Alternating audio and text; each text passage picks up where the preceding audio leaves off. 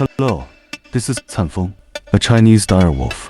Speaking of which, I recall an incident that happened last March or April. I picked up a book about personal finance, hoping to learn some ways to make money from it. I would never casually recommend the risky content in it to others. Given the constant invasion of my privacy and the feeling of being spied on, while reading the book, I kept emphasizing this point. I only agree with the first half about savings techniques, and do not endorse the latter half that advocates investing savings in high-risk financial products. As I read, I repeatedly reminded any onlookers that they must save money and not pin too much hope on financial investments. Presumably, some too privacy-violating assholes edited out these impetus and imposed their own views on others, luring them into ruin along with themselves. In May, I saw some people trading US stocks on Xiaohongshu. They regarded stock speculation as a lifeline in the volatile environment.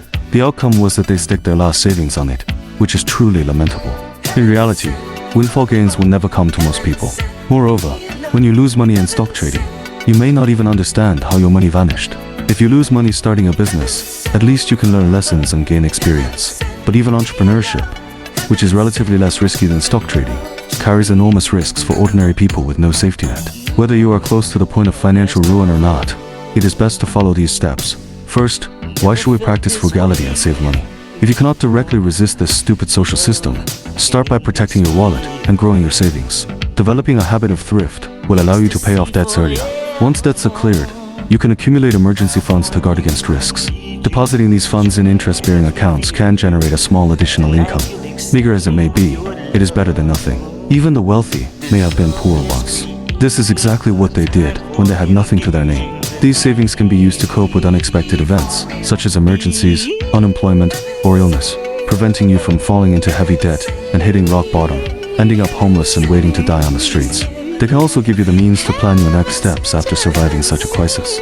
This is not to say you should be so frugal that you become indifferent and refuse to help the homeless. It is merely a reminder to distinguish between necessary and unnecessary expenses. Second, how to practice frugality and save money.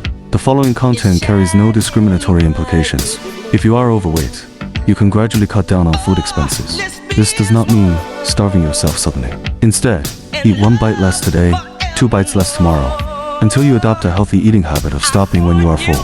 Resist the temptation of food, and over time, you will not only gain a healthier body, but also save a sum of money on food costs. During my weight loss journey, I once went to an extreme and tried eating only 1 meal a day out of desperation. The experiment proved that even 1 meal a day can sustain the basic functioning of the human body without causing health issues, so there is no need to worry.